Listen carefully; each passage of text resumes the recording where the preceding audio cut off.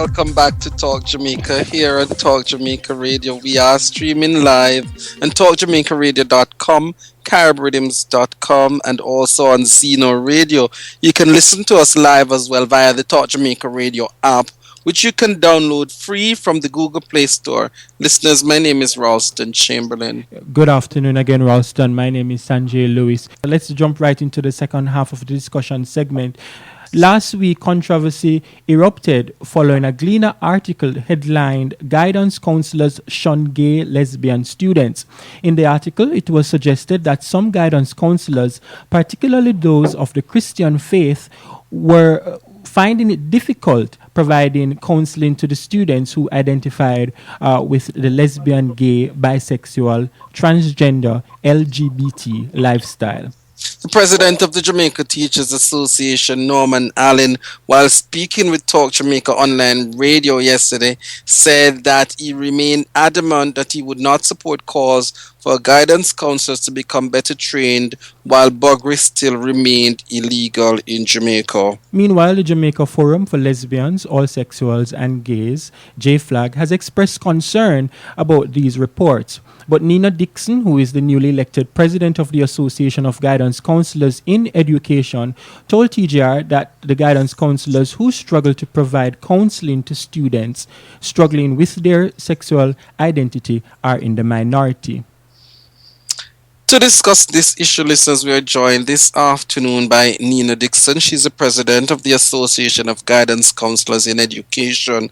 We also have online Dane Lewis, executive director of JFLAG, Jamaica Forum for Lesbian, Allsexuals and Gays. And we're also joined by Daniel Thomas. He's the head of Love March Movement. Gentlemen and lady, good afternoon and welcome. Good afternoon. Yeah, man, good afternoon. All right, let me start with Nina because your comment was the spark to this whole issue.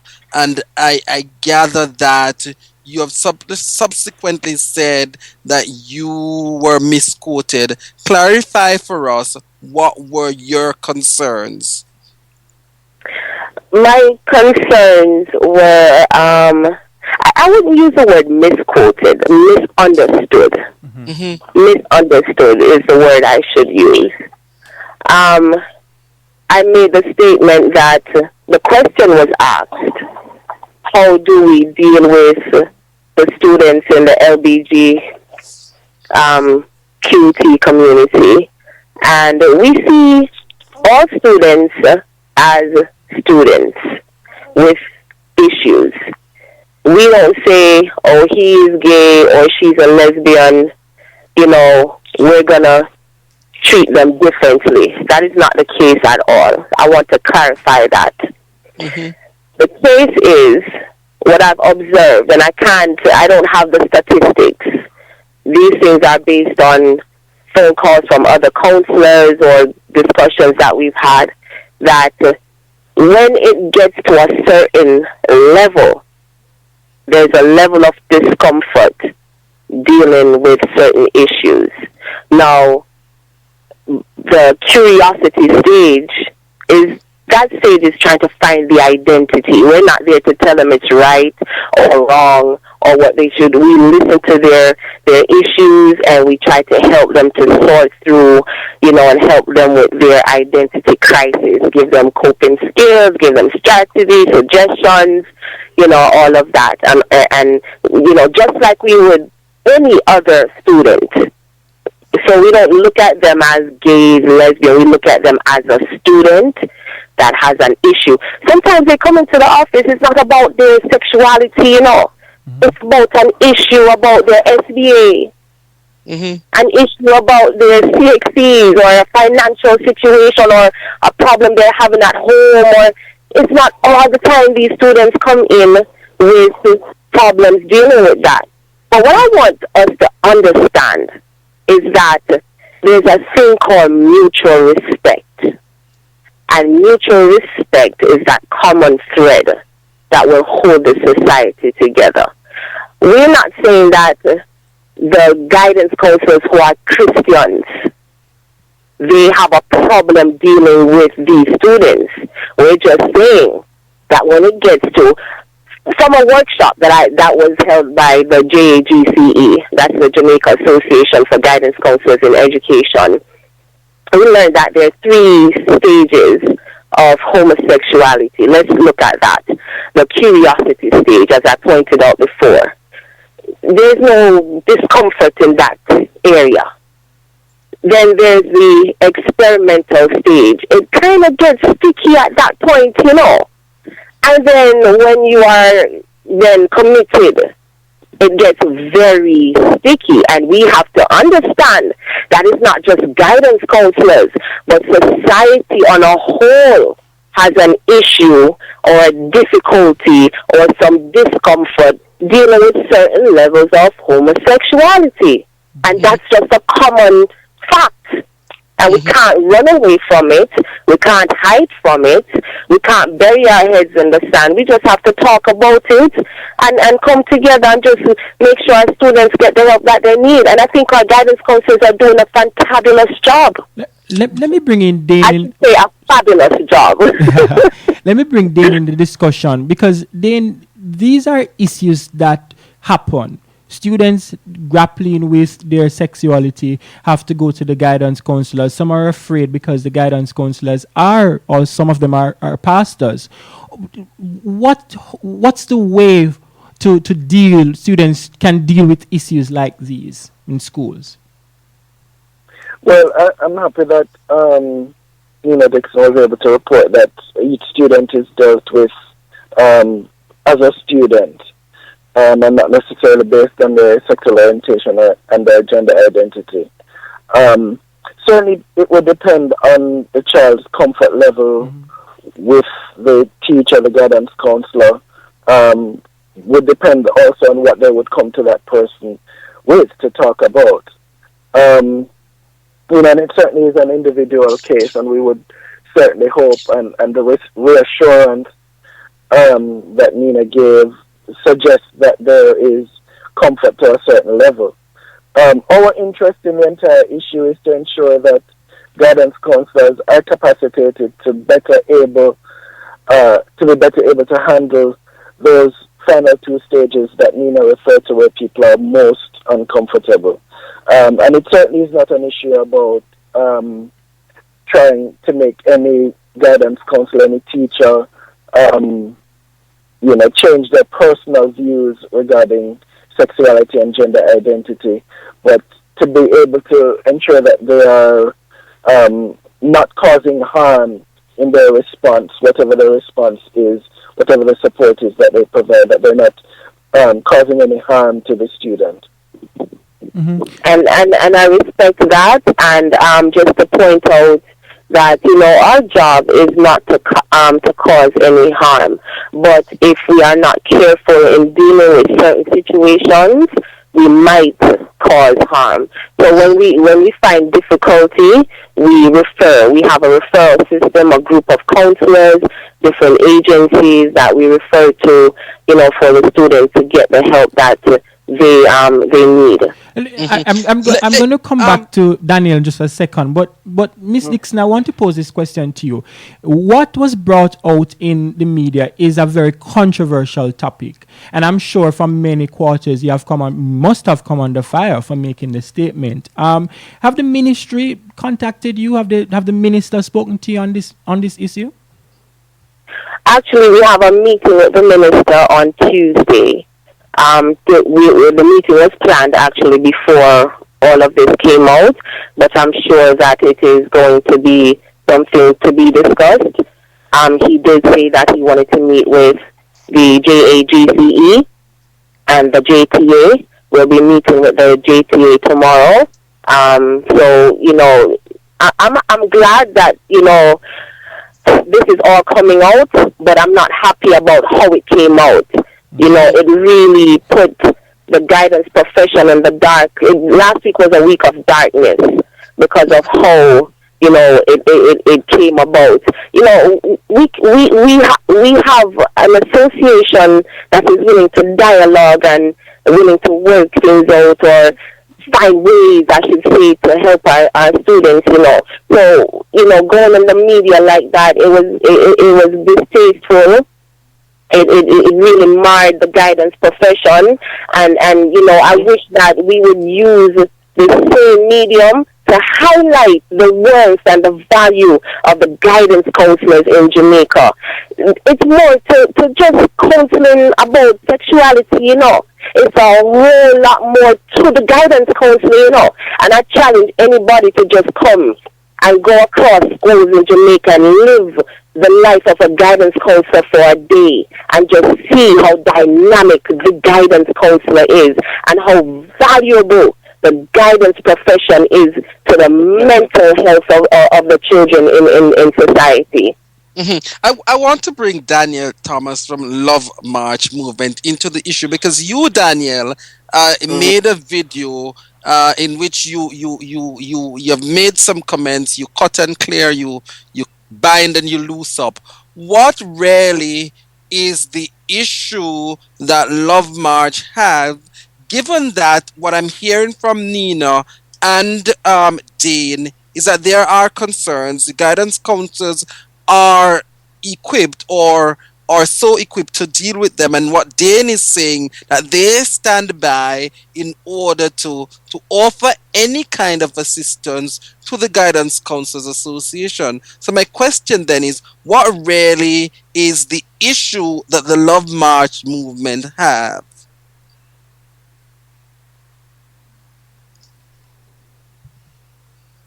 I think we might have lost sorry, Daniel. Hello? Yes. Daniel, that was for you. Are you hearing me? Yes, hearing you Yes, now. go ahead. Okay. Yeah, man. Let me just start by just saying to Miss Dixon, thank you so much for coming forward and taking these different interviews to try and clarify what you actually meant to say and what actually happens in the everyday guidance counseling department and with individual guidance counselors. I want to apologize on behalf of the Gleaner. I suspect that they have not apologized to you. Right? Guidance counselors, as you have said, they have been put in a very poor light over this last week, and I do believe that is based on lies, vague information, and perpetuated misinformation. The Gleaner has after starting on an initial article, I have not seen any effort to properly clarify what has taken place, even though there is, widespread concern about what has been said, and there are questions as to the accuracy of the original article. I have not seen any effort on the part of the Gleaner to clarify the situation. What I have seen, and this is our issue, what I have seen is an attempt by the Gleaner, both the original writer and subsequent journalist, as well as the editor, to paint a picture of LGBT students, students who struggle with same-sex attractions, being oppressed, so they are the victims, with Christian guidance counselors being the culprits and the evil people, and then now LGBT advocates being the saviors.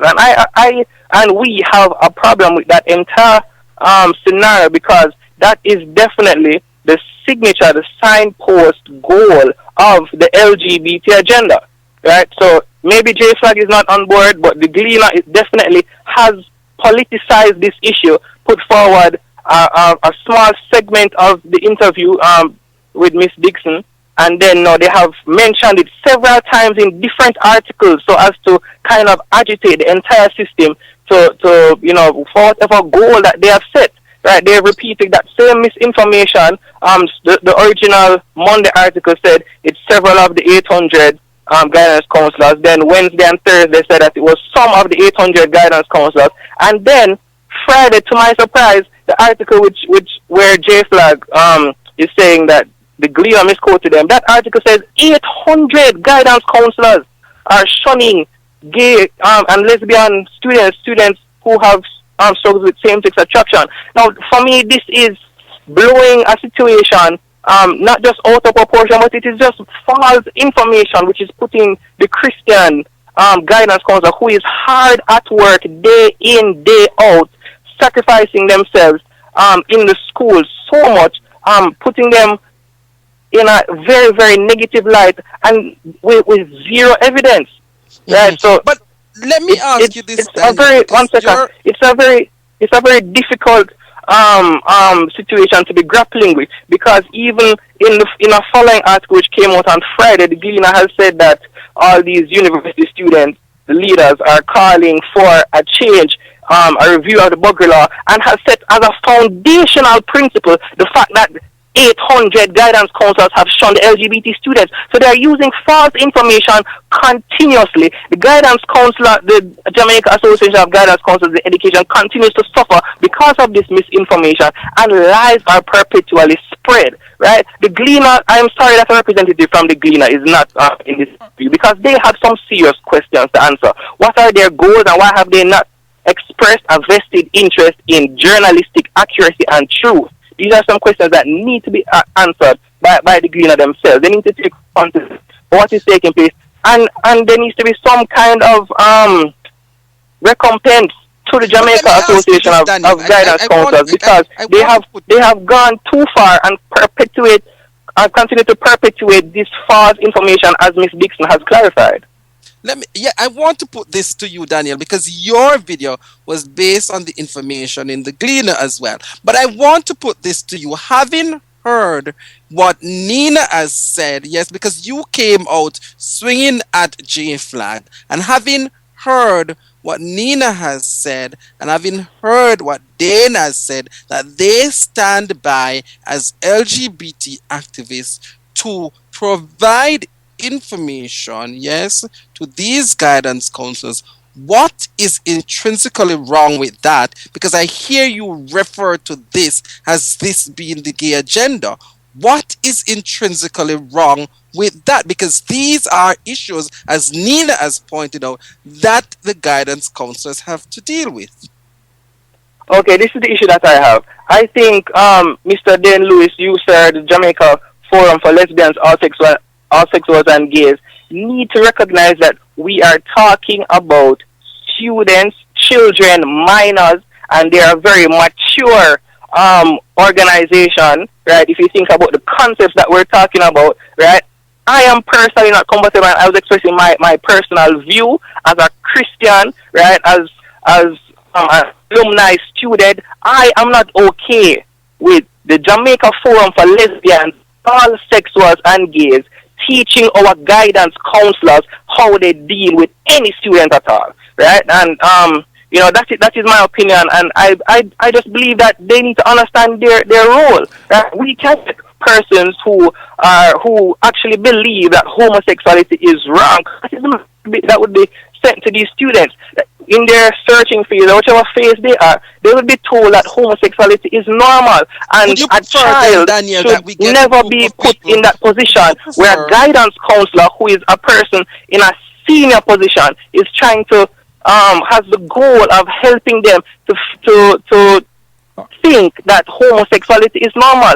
I understand that is a difficult, this whole scenario is difficult, but when persons are 18 years old or when they're older, maybe, that could definitely be the case. But I have a strong need for protection for our children from this philosophy, because in this age they are searching, and I think it is very dangerous to think of JFLAG influencing the guidance counselors who are extremely influential in our schools. Let me bring Dane and back into this. What would also be very dangerous is if a guidance counselor misguides someone who is struggling with their sexuality, and as I suggested earlier, actually ends up causing harm, rather than providing the necessary kind of support to someone who is searching. Mm-hmm. Yes? Yeah, man. Well, I'm confident in Daniel's position is very dangerous to then have to suggest that someone who is not yet 18, as he's suggesting an age at which one should be allowed to discover their sexuality, that many young people, and I'm sure the statistics will show that even before their teen years, young people have a sense of who they are and what they're about. And it is our interest is to ensure that the right kind of support is being provided. It's not about telling students what is right or wrong. It is about ensuring that they don't cause harm to themselves or anyone else. And Nina, how do we strike that balance? We hear the Love March movement generally who are Christians, and we hear JFLAG. Where is the balance? How do we strike that as guidance as a guidance counselor? Well, as a guidance counselor, we are employees of the Ministry of Education. So we are guided by the guidelines set out by the Ministry of Education and how, we deal with a student. We have a very strong guidance unit where education officers, they go out, they do workshops, they get us up to breast as, time goes on when different issues arise. I think that going with the Ministry of Education and allowing other people to have these discussions will bring about some awareness, so we can grab what we need to grab from these discussions. I'm happy that these discussions are happening and everybody is looking at each other's views, But how we strike a balance? We're employees of the ministry. The ministry has guidelines on how we deal with students, and that's what we have to go by. Then clearly there's a problem that exists, because we realize Norman Allen from JTA made a statement that he cannot call for guidance counselors to be better trained to deal with gay students as buggery remains illegal. It seems to me, Dane, that a conversation ought to be had with the ministry and by extension the Jamaica Teachers Association, because there's some amount of confusion. Would you agree?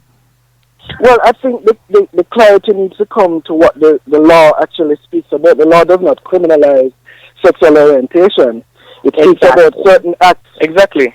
It speaks about buggery, which is anal penetration, as the law has been limited to only speak to penetration, and acts of intimacy between men. Right? That is what is criminalized, not sexual orientation. So let's get that part clear. I think that does not preclude, the buggery law does not preclude guidance counselors from providing the necessary kind of support.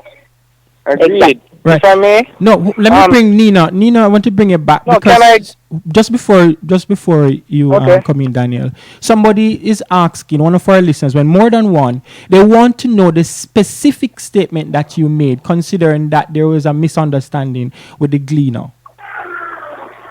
The specific statement that was made was, well, a question was asked, and I told you the question I was asked earlier. And I said that when it gets to a certain level, when the discussions or the problems or the situations get to a certain level, I highlighted again with the Gleaner the three different stages. I was talking about the curiosity, the experimental, and the committed. And so when it gets to a certain level, it becomes difficult for some guidance counselors to deal with these situations, especially, well, I didn't say especially, but some guidance counselors of the Christian faith. And it's just not guidance counselors of the Christian faith. It's, persons in general in society. I don't want this to be pinned down on Christian guidance counselors, because that is not the case. The case is society has a difficulty dealing with certain aspects of homosexuality. It is an issue. It's something that we should not run away from, but we should come together and see how these difficulties can be worked out. I don't know. We have to coexist. We are people. We have people with differences, and we just have to respect each other. Daniel, you wanted to come in, and that's pretty much what I said. Well, I don't know if I said all of that, but Right. Well, I was just clarifying something that Mr. Lewis was saying. What is criminalized is anal intercourse, right? So it's not sexual orientation. So regarding the president of the JTA, I would like to invite him to, read a bit about the buggery law, because it really has no say in what is happening in the schools, essentially, from the perspective of the guidance council, unless, in fact, there is that kind of sexual interaction taking place, right? But from what I understand, that is not the general thing. So guidance counselors definitely are able to counsel them and to give proper guidance. Now, Let me just point something out. Listen, in the guidance and counseling profession, right? We have cases of, say, incest and rape and financial difficulties, and obia is another thing, and we have cases where we use the skills that we have, that we are equipped with, and that the requisite skills to be a school counselor. But there are some times where we have to refer to the psychologist, to CISOCA, to the CDA, because I just don't want you to think that we deal with, sexual issues all the time, and this is what we do as guidance counselors. There is more to the guidance and counseling profession, and these are not the only cases that we have difficulty in. I personally have difficulty dealing with grief. When we lose a student. Let me ask you this, Dina, because I like a lot of our listeners, and one of our listeners is asking this: if it is that you, by your own admission, has said that the guidance counselors are doing a fabulous job, yes? Why then is this complaint about dealing with persons who are struggling with their sexuality? And my question is, do our that is not counselors have that is not what I said. Duty, yes? Listen, that's not what I said, or that is not what I mean. Please allow Miss Dixon to clarify. Please allow Miss Dixon to clarify that. Job. So why is it the listener is asking, is there a complaint in the first place? Why are we here? Listen. What question was asked by the Gleaner to you? What did they ask you, Miss Dixon? Just a moment. Daniel, just a moment. Daniel, okay. Daniel, just a moment, Dixon please. to answer my question. Right. The question was asked, how does the JAGCE plan to deal with students, with the issues of LGBTQ community? Exactly. The Gleaner brought this entire discussion up because they have a plan to politicize the issue. She did not raise the issue. Mr. Thomas, I did not ask the question. They asked me the question, and I gave my answer, and from that spun all of this. I did a complete interview. We spoke about the JTA and how, and even that part of the interview.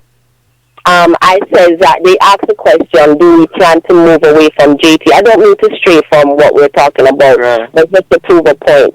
They asked, do we plan to move away from the JTA?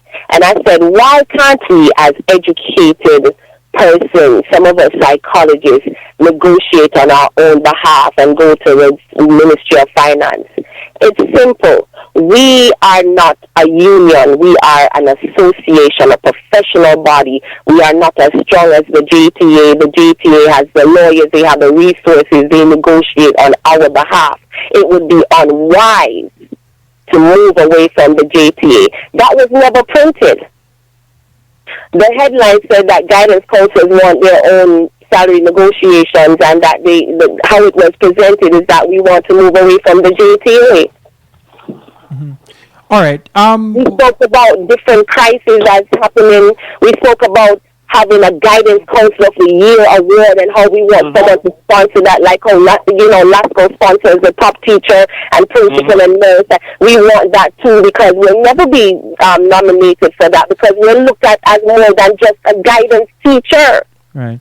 Students don't take teachers, they give to guidance counselors, because they don't see us as a teacher. They see us as mother, father, the banker, the ambulance, the nurse, the confidant, the friend, the brother, the sister. They look at us as more than just a teacher.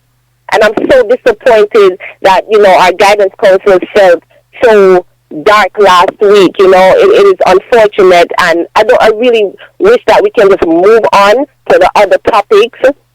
the societal issues that are affecting our students, because this is just a minor part of what we have to deal with on a daily basis. Mm-hmm. But going forward, and we're wrapping up because we're out of time, I want to hear all three gentlemen. How is it? Clearly, there is an issue with the guidance counselors and our young persons who may be struggling. The issue exists, as you mentioned, Nina. Going forward, how is it that we're going to deal with this issue? And we're going to start with Nina, then Daniel, and then we end with Dane. The Ministry of Education, like I said, has a strong guidance and counseling unit. And we just have to come together with the minister, look at the issue, look at the laws, look at the guidelines of the Ministry of Education, and listen to the students too. I think, in all of this, we need to listen to the students, hear their point of view, and, deal with the issue at hand. It is not something that should be blown out of proportion and be used to mar the guidance and counseling profession. If it's an issue, we're an intelligent nation. Let's sit down and talk intelligently and work it out without having to demoralize the very persons who help to moralize and put moral values and attitudes and all of that in our children. We're the molders. We help to mold and develop these students holistically. You can't break us down. Don't get us mixed up in whatever we shouldn't be mixed up in. We're just here to serve. Daniel, we are an intelligent nation, and we have to sit and discuss this issue, says the words from Nina Dixon. What say you? So my final word, I didn't really want to start this way, but it's interesting that I was the third person to answer all the questions, and now I'm the second person before Dane Lewis ends the show. I'm just saying. Not sure what you're suggesting, Daniel, but no, but I'm just wondering how come suddenly I'm now the second person to speak when Dane Lewis now has the last word. We have to I believe in thinking through different issues and doing as much investigation as possible to get to what the truth is. And I think that's something that the Gleaner did not do. I am disappointed with the Gleaner that they have decided that they want to use a very small portion of what sounds like an excellent interview with Nina Dixon, so as to bring forward what seems to be their own plans. The entire article about shunning LGBT students, well, pointing to that there are other articles that have come out, but the whole seems to be citing stuff for LGBT students and just focus on a very small segment of what actually took place. And her words seem to be skewed, and that's a concern for, I think, nation in terms of journalistic integrity. I think the Gleaner should own up to their faults. They should stop perpetuating this information so as to push forward whatever their agenda is. Right? And finally, it's important that as we work with the students in the schools with all the ranges of issues that we have, that we deal with them from the perspective that we are all made in the image of God. Guidance counselors, other teachers, members of staff, all need to be dealing with students with that perspective, saying we're made in the image of God in a very loving, the school should be a very loving and caring environment where students who may have difficult home lives can come forward and feel free to share and get good guidance based on a solid philosophy, and they should be able to share that. That's the vision that I have for our schools, that we grow up in that kind of setting. And so I would like to encourage Miss Dixon with the work that she's doing to continue doing that very good work, and continue to allow the guidance counselors also to get continuous training as the challenges arise every day relating to social media and self-esteem and all kinds of different things. So continue doing the work that you're doing. And again, I apologize on behalf of the Gleaner for causing all of this. Thank you. Dane? I'd want to challenge Daniel, because not everybody identifies as Christians. I think the philosophy that he's suggesting that they be grounded on ought to be something different. All men are born equal sounds like a more balanced philosophy to begin with. JFLAG stands ready, as always, to support any agent, any organization, any association to find the best way in which they can support their members, their clients, etc. Again, we weren't trying to get into any schools to teach. We're trying to offer support in any way that we can, so that our students who are going to be the next generation of leaders can be their best selves, whatever that looks like. All right, lady and gentlemen, we want to thank you for having joined us here and on Talk Jamaica to discuss this topic, and just to let Mr. Thomas know that any idea that he is putting forward, that there is any conspiracy within this interview, must be rubbish. Thank you, gentlemen and lady, for joining us. We're speaking, dear listeners, to Nina Dixon. She's the president of the Association of Guidance Counselors in Education. Dane Lewis is the executive director of JFLAG, and Daniel Thomas, head of Love March Movement. Thank you so much. Good. Thank you, guys. Thank you. Have a good evening, all.